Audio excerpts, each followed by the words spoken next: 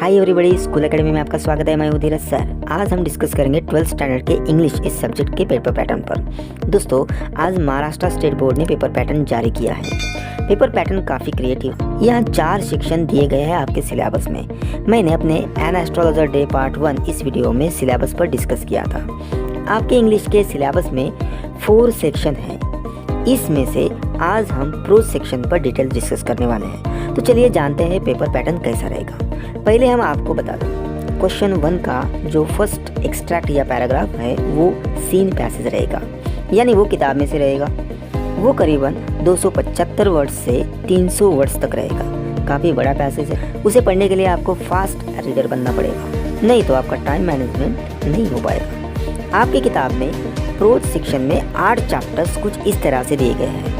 N astrologer day, on saying please, the cap and the anthem, big data, big insights, the new dress, into the wild, why we travel and voyaging towards excellence. ये आपके chapters है। इन chapters पर आधारित ये passage रहेगा। तो अच्छे से डिटेल स्टडी कीजिए इन पैसेज की, इन चैप्टर्स की, और इन पर आधारित क्वेश्चंस इजीली छुड़ाइए। मैं आपको और एक अच्छी बात बताना चाहता हूँ इस प्रोज सेक्शन के बारे में, और वो है अकेले प्रोज सेक्शन पे ही आउट ऑफ 80 मार्क्स में से 34 मार्क्स है। अच्छा है ना दोस्तों, प्रोज सेक्शन 34 मार्क्स का।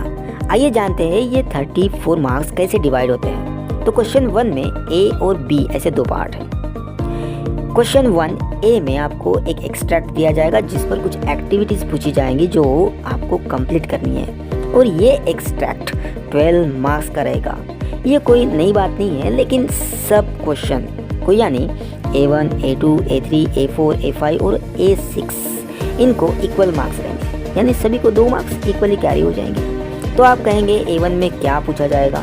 दोस्तों, A1 ये ग्लोबल अंडरस्टैंडिंग पे आधारित होती है। आप कहेंगे ये ग्लोबल अंडरस्टैंडिंग क्या है। मैं आपको क्लियर करना चाहता हूँ कि आपको पैसेज पढ़ना है, उसका स्कीमिंग और स्कैनिंग करना है। आप कहेंगे ये 2 नए टर्म्स, स्कीमिंग और स्कैनिंग क्या है। स्कीमिंग यानी आपको स्पेसिफिक इंफॉर्मेशन लोकेट करके सेंट्रल थीम को समझना है, और स्कैनिंग यानी जनरल इंफॉर्मेशन आपको इकट्ठा करनी है। पैसेज की सेंट्रल थीम समझनी है, वो पैसेज किस विषय पर आधारित है ये समझना है।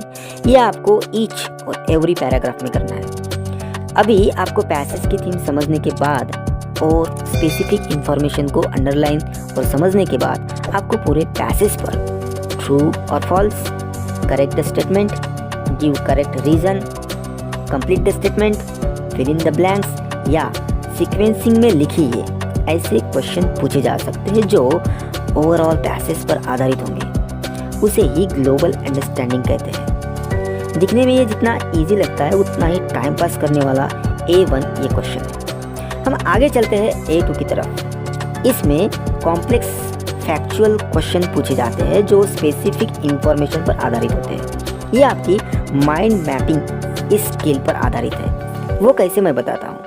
आपकी वेब चार्ट, फ्लो चार्ट देखे होंगे कभी। Complete the table, match the following, complete tree diagram, select alternative, ऐसे क्वेश्चन देखे होंगे।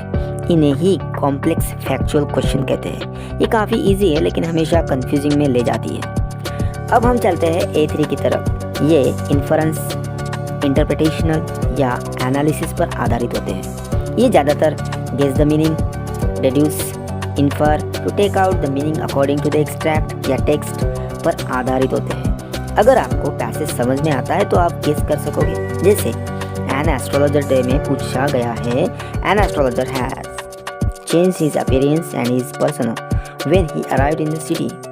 Guess the reason. यानी ये आपको गेस करने के लिए मजबूर कर देगा। ये A3 वाला क्वेश्चन आपको सोचने पर मजबूर कर देगा। आप इजी स्टेजेस की ओर से हार्ड स्टेज की तरफ जा रहे हैं, ऐसे समझिए।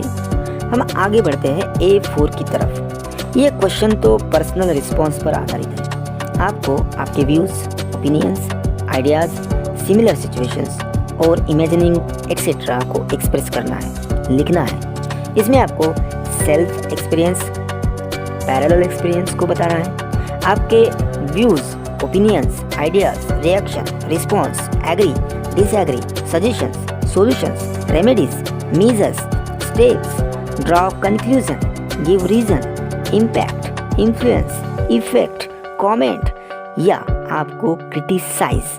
इन सारी बातों को ध्यान में रखकर सवाल पूछे जाते हैं। जैसे एन एस्ट्रोलॉजर डे पर पूछा जाता है, in the story astrologer has a great listening power. Listening helps in developing good relations with people. Express your opinion. इसमें आपको ओपिनियन पूछा गया है। A4 का सवाल आपको और क्रिएटिव बना देगा।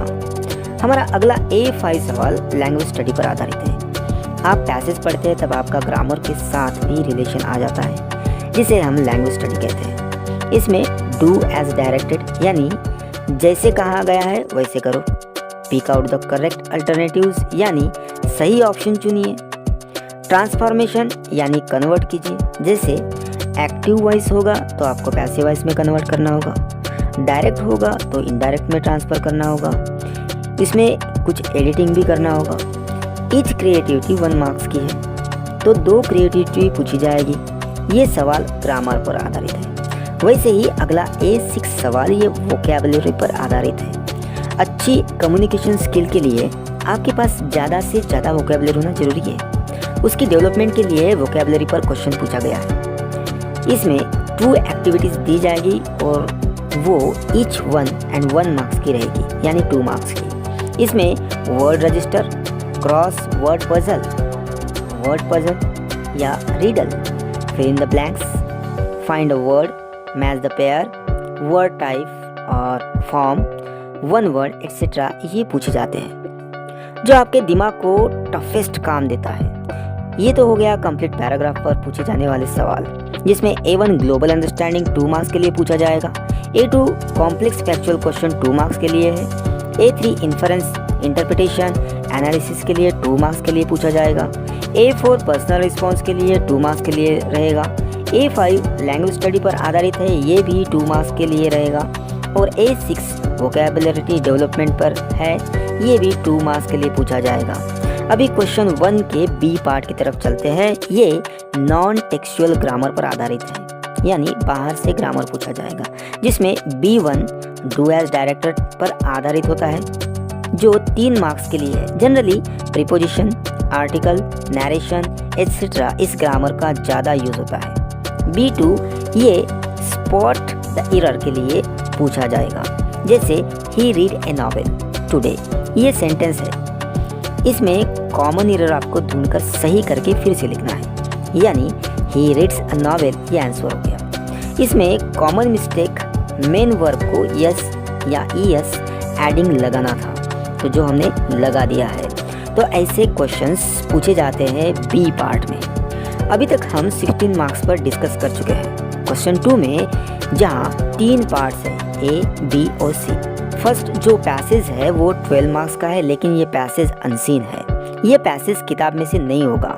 इसमें पूछे जाने वाले सवाल क्वेश्चन 1 की तरह ही रहेंगे, उसमें कोई भी बदलाव नहीं है। Every question carries equal marks, लेकिन बी पार्ट ये डिफरेंट है। ये समरी राइटिंग पर आधारित है, जिसके रूल्स एंड रेगुलेशंस रिवाइज करके आपकी किताब में इंक्लूड किए गए हैं। मैंने नीचे डिस्क्रिप्शन में लिंक दी है, आपको इसके लेटेस्ट अपडेट मिल जाएंगे। समरी राइटिंग 3 मार्क्स की है। इसे 3 मार्क्स को कुछ इस तरह से डिवाइड किया गया है, जैसे covering all important points 1 marks के लिए। आपको पैसेज सभी पॉइंट्स को कवर करना होगा, उस पर 1 मार्क्स है। लैंग्वेज और वोकैबुलरी पर 1 मार्क्स है, और ग्रामर परफेक्ट यूज करना है, उस पर भी 1 मार्क्स है। ऐसे 3 मार्क्स डिवाइड हो जाते हैं। आप कहेंगे ये तो ओल्ड सिलेबस में भी था, नया क्या है? दोस्तों, क्वेश्चन 2 में सी इस पार्ट को ऐड किया गया है, जो माइंड मैपन पर आधारित है। यह है 3 मार्क्स का। इसमें करीबन 200 वर्ड्स का एक्सट्रैक्ट दिया जाएगा। इसे पढ़कर आपको राइटिंग स्किल में माइंड मैपिंग किस तरह की जाती है उसकी गाइडलाइन दी गई है, उस पर सवाल पूछा जाएगा। काफ़ी इजी कॉन्सेप्ट है। आपको दिए गए पैसेज पर ग्राफिकली आइडियाज़ और कॉन्सेप्ट दर्शाना है, जैसे web chart, flow chart, pie chart, T diagram, tables etcetera. ये काफ़ी इजी है। इसमें मार्क्स कुछ इस तरह से डिवाइड होते हैं। कवरिंग ऑल पॉइंट्स 2 मार्क्स का है, और आपके प्रेजेंटेशन पर 1 मार्क्स है। ये हो गया कंप्लीट प्रोज सेक्शन, जिसमें हमने देखा है क्वेश्चन 1 में ए पार्ट 12 मार्क्स का है, जिसमें एक्सट्रैक्ट पूछा जाता है। बी जो 4 मार्क्स के लिए वो नॉन टेक्सचुअल ग्रामर है। क्वेश्चन 2 जिसमें ए पार्ट्स ये अनसीन पैसेज पर है, तो बी पार्ट्स 3 मार्क्स की समरी राइटिंग लेकर है, और सी जो 3 मार्क्स के लिए पूछा जाता है वो माइंड मैपिंग है। ऐसे टोटल हमने 34 मार्क्स का पेपर। पूरे पेपर पैटर्न को कंसीडर करें तो प्रोज सेक्शन पर 34 मार्क्स है, पोएट्री सेक्शन पर 14 मार्क्स है, वैसे ही राइटिंग स्किल्स पर 16 मार्क्स और ड्रामा जनर या नॉवेल सेक्शन पर 16 मार्क्स है। ऐसे कुल मिला के 80 मार्क्स का पेपर रहेगा। तो चलिए हम चलते हैं नेक्स्ट पार्ट की तरफ, और वो है पोएट्री। जनरली पोएट्री सेक्शन ये 10 मार्क्स का था, लेकिन आज इस नए पेपर पैटर्न में पोएट्री सेक्शन 14 मार्क्स के लिए पूछा गया है। इस नए सिलेबस में आपको 8 पोएम्स कुछ इस तरह से दी गई है। Song of the open road, Indian weavers, range cape rock, have you earn it your tomorrow, father returning home, money, she walks in beauty and small towns and rivers. आपको पोएट्री सेक्शन में यानी question 3 में ए और B ऐसे 2 part रहेंगे। Part A और part में 2 अलग अलग पोएम्स पूछी जाएगी। आपको ए पार्ट 10 मार्क्स के लिए है, तो बी पार्ट 4 मार्क्स के लिए, कुल मिला के 14 मार्क्स के लिए पूछा जाएगा। तो आइए हम आपको क्वेश्चन 3 के ए पार्ट के बारे में डिटेल्स में जानकारी देते हैं। क्वेश्चन 3 के पार्ट ए में A1, A2, A3, A4 और A5 इन एक्टिविटीज़ पर सरी के मार्क्स रहेंगे, यानी 2 मार्क्स। तो आपकी A1 ये एक्टिविटी किस पर आधारित रहेगी, इसमें किस तरह की एक्टिविटी दी जाएगी, ये कॉम्प्लेक्स फैक्चुअल या ग्लोबल अंडरस्टैंडिंग पर आधारित रहेगी। इसमें आपको complete the table, web, true और false, fill in the blanks, flow chart, select alternatives etcetera, इस प्रकार की एक्टिविटीज़ पूछी जाएगी। अगर हम A2 की तरफ ध्यान दें तो वो आपके अंडरस्टैंडिंग पर आधारित है, यानी understanding of the given poem.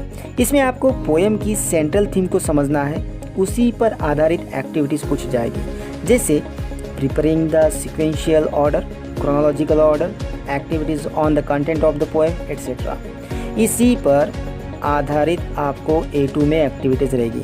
For example Indian weavers, इस पोएम में ऐसी ही एक एक्टिविटीज़ है। Pick out 2 words used to describe the weavers in the last stanza and also state their importance.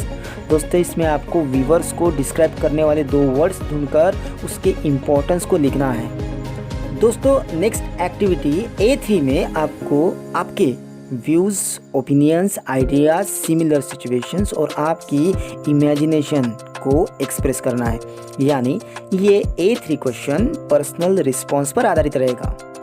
जैसे इंडियन व्यूवर्स में एक्टिविटी है express your views about the present condition of viewers, यानी viewers की present condition कैसी है उस पर आपको व्यूज़ या ओपिनियन बताना है। दोस्तों वैसे ही A4 activity language skill of poetry पर आधारित है।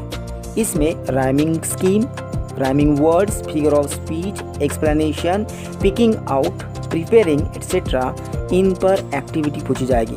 फॉर एग्जाम्पल इंडियन व्यूअर्स में फर्स्ट स्टांजा में ये लाइन है, blue as the wing of a halcyon wild, identify the figure of speech. इस लाइन में कौन सी फिगर ऑफ स्पीच यूज़ की गई है वो आपको बताना है।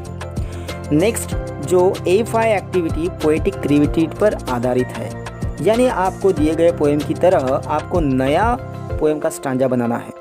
इसे बनाते वक्त आपको राइमिंग वर्ड्स या स्कीम का ध्यान रखना होगा, उसी पोएम का स्टांजा या लाइंस नहीं चलेगा, या आपको अपनी क्रिएटिविटी दिखानी पड़ेगी।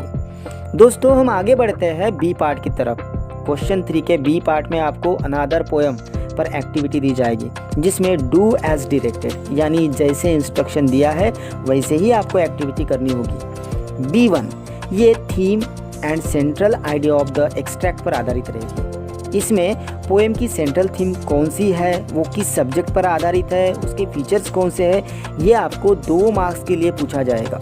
B2 में आपको स्पेशल फीचर्स लिखना है, जैसे कौन कौन से फिगर ऑफ स्पीच यूज़ किए गए हैं, राइमिंग स्कीम कौन सी है, उसकी स्टाइल कौन सी है, यानी वो लिरिक है, बैलेड है, ड्रामेटिक है, मोनोलॉग है या नैरेटिव स्टाइल में लिखी गई है, ये आपको डिनोट करना होगा। ये 1 मार्क के लिए है। और रही B3 की बात, उसमें आपको पर्सनल रिस्पॉन्स ऐड करना है। दिए गए पोएम पर आपको आपके व्यूज़ एक्सप्रेस करना है। ये आपको 1 मार्क के लिए पूछा गया है, यानी कंप्लीट क्वेश्चन 3 का बी पार्ट पोएटिक एप्रिसिएशन पर आधारित है। इस तरह से क्वेश्चन 3A 10 मार्क्स के लिए और बी पार्ट 4 मार्क्स के लिए कुल मिला के 14 मार्क्स का पोएट्री सेक्शन है। दोस्तों ये हो गया पोएट्री सेक्शन का कंप्लीट रिव्यू। हम आगे बढ़ते हैं क्वेश्चन 4 की तरफ जो राइटिंग स्किल्स पर आधारित है। इस पेपर पैटर्न में राइटिंग स्किल 16 मार्क्स की है। HSC की बेसिक राइटिंग स्किल है, समरी, माइंड मैपिंग और एप्रिसिएशन। ये आपके फर्स्ट और सेकंड क्वेश्चन में ही पूछी गई है, लेकिन जो एडिशनल राइटिंग स्किल है उनके लिए क्वेश्चन 4 का कंस्ट्रक्शन किया गया है। एडिशनल राइटिंग स्किल्स में फॉलोइंग स्किल्स को इंक्लूड किया गया है, जैसे drafting virtual messages, statement of purpose, group discussion, email, report writing, interview questions, comparing, expansion of ideas, reviews, blog writing और अपील। दोस्तों इसमें से first 3 drafting virtual message, statement of purpose और ग्रुप डिस्कशन ये नए राइटिंग स्किल्स ऐड किए गए हैं। दोस्तों क्वेश्चन 4 में A, B, C और D ऐसे पार्ट्स किए गए हैं और ईच पार्ट 4 मार्क्स का रहेगा। यहाँ आपको ऑप्शन रहेंगे, आपको डिजायर्ड एक्टिविटीज़ को सॉल्व करना है। दोस्तों आपको क्वेश्चन 4 के A पार्ट में ड्राफ्टिंग वर्चुअल मैसेज है, उसके ऑप्शन में स्टेटमेंट ऑफ पर्पस और ग्रुप डिस्कशन भी दिया गया है। इन तीनों में से आपको एक राइटिंग स्किल कैरी करनी है। इनकी मार्किंग सिस्टम कुछ इस प्रकार से दी गई है। क्वेश्चन 4A में drafting virtual message writing skill है, ऑप्शन में स्टेटमेंट ऑफ पर्पस और ग्रुप डिस्कशन ये राइटिंग स्किल्स है। इन सभी स्किल्स को एक ही मार्किंग सिस्टम है, यानी कंटेंट पर 2 मार्क्स है। पूरे पॉइंट्स को आपको कवर करना है। सीक्वेंस और फ्लो ऑफ आइडियाज़ पर 1 मार्क है और इसके एप्रोप्रिएटनेस और लैंग्वेज यूज़ पर 1 मार्क्स है। दोस्तों ए पार्ट के बाद आपको क्वेश्चन 4 में जो बी पार्ट है उसमें ईमेल दिया है और ऑप्शन में रिपोर्ट राइटिंग और इंटरव्यू क्वेश्चंस दिए गए हैं। आइए इनकी मार्किंग सिस्टम के बारे में जानते हैं। ईमेल इस राइटिंग स्किल्स में कंटेंट पर 2 मार्क्स है और यूज़ ऑफ प्रॉपर फॉर्मेट पर 1 मार्क और ओवरऑल प्रेजेंटेशन पर 1 मार्क है। ऑप्शन में रिपोर्ट राइटिंग है, उसमें कंटेंट पे 2 मार्क्स, एक्यूरेसी ऑफ लैंग्वेज पर 1 मार्क्स और एप्रोप्रिएटनेस पर 1 मार्क दिया है। उसी के साथ इंटरव्यू क्वेश्चंस में एप्रोप्रिएट फ्रेमिंग ऑफ क्वेश्चन पर 2 मार्क्स है, लैंग्वेज एंड स्टाइल पर 1 मार्क है और ओवरऑल इंप्रेशन पर 1 मार्क्स है। इस मार्किंग सिस्टम को ध्यान में रखकर ही राइटिंग स्किल सॉल्व कीजिए। अब हम आगे बढ़ते हैं पार्ट सी की तरफ, यानी क्वेश्चन 4 पार्ट सी में स्पीच राइटिंग है और ऑप्शन में कंपेयरिंग और एक्सपेंशन ऑफ आइडियाज़ है। इनकी मार्किंग सिस्टम कुछ इस तरह से दी गई है। दोस्तों क्वेश्चन सी में स्पीच राइटिंग स्किल में लॉजिकल सीक्वेंस ऑफ आइडियाज़ पर 2 मार्क्स है, इंट्रोडक्शन पर 1 मार्क है और कंक्लूजन पर 1 मार्क है। कंपेयरिंग इस राइटिंग स्किल में कनेक्टिंग इवेंट्स पर 2 मार्क्स है, इंप्रेसिव इंट्रोडक्शन पर 1 मार्क और समिंग अप पर 1 मार्क है। एक्सपेंशन ऑफ आइडियाज़ इस राइटिंग स्किल में एक्सपेंशन ऑफ द आइडियाज़ इस पर 2 मार्क्स है, प्रॉपर इंट्रोडक्शन पर 1 मार्क और कंक्लूजन पर 1 मार्क है। दोस्तों क्वेश्चन 4 में डी में रिव्यू राइटिंग है और ऑप्शन में ब्लॉग राइटिंग और अपील राइटिंग है। रिव्यू में प्रेजेंटेशन ऑफ थीम और स्टोरी लाइन पे 2 मार्क्स है, टेक्निकल और नॉवेल एस्पेक्ट्स पे 1 मार्क और ओवरऑल प्रेजेंटेशन पर 1 मार्क है। ब्लॉग राइटिंग में मेन कंटेंट पे 2 मार्क्स है, हेडर, मेनू और नेविगेशन बार पे 1 मार्क है, वैसे ही फुटर पर 1 मार्क है। अपील इस राइटिंग स्किल में प्रेजेंटेशन ऑफ कंटेंट पे 2 मार्क्स है, कवरिंग लैंग्वेज पर 1 मार्क और इंस्पायरिंग एंड मोटिवेशनल मैसेज पर 1 मार्क है। इसके आधार पर ही आपको राइटिंग स्किल सॉल्व करना है। नॉवल पे आधारित है। आपके सिलेबस में सेक्शन 4 कुछ इस प्रकार से दिया गया है। 4.1 history of novel, 4.2 to serve with love, 4.3 around the world in 80 days and 4.4 the sign of 4। Question 5 ये लिटरेरी जनर पे आधारित है। ये पार्ट कम्प्लीटली इंग्लिश लिटरेचर है। अगर क्वेश्चन 5 की डिटेल स्टडी की जाए तो वो क्वेश्चन 4 की तरह A, B, C और D पार्ट में बटा हुआ है, लेकिन क्वेश्चन 5 ये पहले 4 क्वेश्चन से डिफरेंट। उसमें आपको कोई भी पैसेज नहीं दिया जाएगा, ये आपके सेल्फ इलस्ट्रेशन पर आधारित है। जितना आपके पास इस सेक्शन की जानकारी है, स्टडी है, उतना ही आप इम्प्रेसिव राइटिंग कर सकते हैं। तो आइए जानते हैं क्वेश्चन 5 का ए पार्ट कैसे रहेगा। क्वेश्चन 5A में 2 एक्टिविटी दी जाएगी जो कम्प्लीटली आपके सिलेबस के 4.1 यानी हिस्ट्री ऑफ नॉवेल पे रहेगी। ये पार्ट सबसे इजी पार्ट है क्योंकि इसमें आपको MCQ, match the column, chronological order, fill in the blanks, true और फॉल्स और एनी अदर एक्टिविटीज पर एक्टिविटी रहेगी। क्वेश्चन 5 के ए पार्ट में फर्स्ट एक्टिविटी और सेकंड एक्टिविटी भी ईच 2 मार्क्स के लिए रहेगी। जैसे क्वेश्चन 5A में चूज द अल्टरनेटिव्स, ये फर्स्ट एक्टिविटी हमने चुनी है। इसमें फर्स्ट एक्टिविटी दी है पिकेरेक्स नॉवल मीन्स, आपको यहाँ पे फिल इन द ब्लैंक्स करना है। उसके लिए आपको 4 ऑप्शंस दिए जाएंगे, a rough, a letter, a growth and any other. और सेकंड एक्टिविटी यहाँ पे ट्रू और फॉल्स, जैसे Ram Mohan wife was written by Raja राउस, ये आपको बताना है कि ये ट्रू है या फॉल्स है। तो इस प्रकार से आपको क्वेश्चन 5A में एक्टिविटीज पूछी जाएंगी। हम नेक्स्ट बी पार्ट की तरफ चलते हैं। बी पार्ट आपके सिलेबस की 4.2 टू सर विथ लव पर आधारित है। यहाँ पर भी आपको 2 एक्टिविटीज कैरी करना है, लेकिन इंग्लिश लिटरेचर की स्टडी करने के लिए खास करके ड्रामा और नॉवेल जनर की कुछ एलिमेंट्स आपको यहाँ पे ध्यान में रखना होगा, और वो है plot, structure, theme, setting, language और कैरेक्टर। इस पार्ट की फर्स्ट एक्टिविटी और सेकंड एक्टिविटी आल्सो इन्हीं एलिमेंट्स पर आधारित है। फर्स्ट एक्टिविटी में describe, explain, compare, contrast, name और डिस्कस कीजिए, इस तरह की एक्टिविटी पूछी जाती है। तो सेकंड एक्टिविटी में illustrate, interpret, narrate, justify, find, identify, इस तरह की एक्टिविटी पूछी जाएंगी। अगर आपको जस्टिफाई करने के लिए पूछा जाए तो कितने वर्ड्स में आप उसका आंसर लिखेंगे? इसमें आपको करीबन 50 वर्ड्स में आंसर लिखना है, वो आपके नॉलेज पर डिपेंडेंट है। यहाँ खुद की मेहनत है। मैं आपको कुछ एग्जांपल्स देना चाहता हूँ आपकी ये मिस्ट्री दूर करने के लिए। जैसे कि फर्स्ट एलिमेंट है प्लॉट, ये आपको 2 मार्क्स के लिए यहाँ पे पूछा जाएगा और ये ऑप्शनल है। याद रखिए, आपको यहाँ पे डिजायर, जो भी क्वेश्चंस आता है 5 में से, वो आपको छुड़ाना है। यहाँ पे course of events, incidents, story makeup of the theme, इन पर आधारित एक्टिविटी दी जाएगी। जैसे कि मैं आपको एग्जांपल देता हूँ, describe the half yearly report programme of students council, ये यहाँ पे प्लॉट दिया है। तो सेकंड एलिमेंट है कैरेक्टर, ये भी 2 मार्क्स के लिए रहेगी। यहाँ पे नॉवेल में जो कैरेक्टर्स दिए गए हैं उन सारे कैरेक्टर्स को डिस्क्राइब करना है। जैसे कि सर विथ लव में कैरेक्टर्स कुछ इस तरह से डिस्क्राइब किए गए हैं, Denham, Miss Phillips, the narrator etcetera. For exam के लिए मैं आपको यहाँ पे एक क्वेश्चन देता हूँ, स्केच द कैरेक्टर ऑफ डेनहैम। ऐसे आपको यहाँ पे क्वेश्चंस पूछे जाएंगे। नेक्स्ट एलिमेंट है थीम, ये भी आपको ऑप्शन में 2 मार्क्स के लिए पूछी जाएगी। ये एलिमेंट्स आपके central idea of the novel पर डिपेंडेंट है। जैसे narrate the teacher students relationship highlighted in the extract, extract में दी गई टीचर स्टूडेंट्स की रिलेशनशिप यहाँ पे आपको डिस्क्राइब करना है। नेक्स्ट एलिमेंट की तरफ चलते हैं और वो है सेटिंग। यहाँ पे भी ऑप्शन में आपको 2 मार्क्स के लिए सेटिंग रहेगी। यहाँ पे नॉवेल्स की प्लेस, पीरियड, थीम, क्लाइमेट और weather, lifestyle and background in which the story takes place, इन पर एक्टिविटी रहेगी। जैसे कि describe the place and the atmosphere where the half yearly report programme of students councils took place, यानी जहाँ पे students council की प्रोग्राम हुई है वो जगह की कुछ खासियत बताए, उस टाइम की कुछ खासियत बताए। तो वैसे ही इससे प्रॉपरली समझने के लिए आपको अपने टीचर्स की सहायता लेनी जरूरी है। नेक्स्ट एलिमेंट है लैंग्वेज, ये भी आपके लिए ऑप्शन में रहेगा और 2 मार्क्स के लिए। इसमें नैरेटिंग स्टाइल और technique used by the author for narration of the course of events in the novel को ध्यान में रखना होगा। यानी कि आपको यहाँ पे नैरेशन की स्टाइल और टेक्निक को ध्यान में रखकर इस क्वेश्चन का आंसर देना है। ये नॉवेल कैसी लिखी गई है, इसमें कौन सी टेक्निक्स यूज़ की गई है, क्या क्या यूज़ हुआ है, ये सारी चीज़ें आपको लैंग्वेज में लिखना है। जैसे describe the language used by Miss Phillip to convince Denham in the question answer session. ऐसे 5 एलिमेंट्स दिए जाएंगे, ईच एलिमेंट्स को 2 मार्क्स रहेंगे। इनमें से आपको कौन से भी 2 कैरी करना है। Questions on any 2 elements of novel, जैसे कि मैं आपको क्वेश्चंस यहाँ पे निकाल के दे रहा हूँ। जैसे प्लॉट पे 2 मार्क्स के लिए पूछा जाएगा, describe the half yearly report programme of students council, character पे पूछा जाएगा, sketch the character of Mrs Philip, theme पे पूछा जाएगा, narrate the teacher students relationship highlighted in the extract.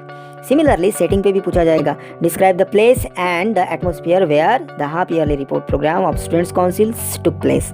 और लैंग्वेज पे भी वैसे ही क्वेश्चंस रहेगा, describe the language used by Miss Phillip to convince Denham in the question answer session. इस तरह से आपको 5 क्वेश्चंस दिए जाएंगे और यहाँ पे आपको कौन से भी 2 क्वेश्चंस को कैरी करना है। तो चलते हैं हमारे नेक्स्ट पार्ट क्वेश्चन 5C की तरफ। दोस्तों क्वेश्चन 5C ये 4.3 around the world in 80 days पर आधारित है। क्वेश्चन 5B की तरह ही ये 5 एलिमेंट्स पर आधारित है। जैसे कि मैं आपको डायरेक्टली एग्जांपल ही देता हूँ, आपको प्लॉट पूछा जाएगा, उसमें ये क्वेश्चन सोच सकते हैं, narrate the major events that took place in the life of Phileas Fogg from his imprisonment to winning the wager. आपको कैरेक्टर पर भी ऐसे क्वेश्चन हो सकते हैं, जैसे कि sketch the character of Phileas Fogg. आपको थीम पर भी ऐसे क्वेश्चन हो सकते हैं। जस्टिफाई द स्टेटमेंट हीज यानी Fogg's object however to be victorious and not to win the money. Setting पर भी आपको क्वेश्चन पूछा जा सकता है। The extract gives information about various places, described in short the importance of at least 2 place mention in the extract. और last में language पर, जैसे कि compare the language used by the 3 major character in the extract. इस तरह से आपको question 5C में टेक्स्ट बुक के आधार पर आपको इंफॉर्मेशन लेकर करीबन 50 वर्ड्स में आंसर लिखना है। क्वेश्चन 5D भी क्वेश्चन 5C की तरह 5 एलिमेंट्स की एक्टिविटीज पर आधारित रहेगा, लेकिन ये आपके सिलेबस 4.4 द साइन ऑफ 4 इस कंटेंट पर आधारित रहेगा। मैं आपको डायरेक्टली एग्जांपल्स देता हूँ, जैसे कि प्लॉट पर आपको पूछा जा सकता है narrate in your words the visit of Miss Morstan at Sherlock Holmes place. आपको कैरेक्टर्स क्वेश्चन पूछे जा सकते हैं, जैसे कि sketch the character of Miss Morstan. Theme भी हो सकती है write the central idea of the extract of the novel the sign of 4। यहाँ पे सेटिंग में भी क्वेश्चन पूछा जा सकता है explain in detail the various places mention in the extract. And lastly आपको पूछा जाएगा language, elaborate the following lines in the light of the novel the sign of 4। और वो सेंटेंस है you really are the automation a calculation.